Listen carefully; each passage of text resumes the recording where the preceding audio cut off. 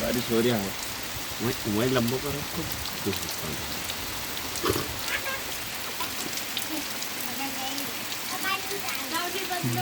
बारिश खतरनाक हो रही।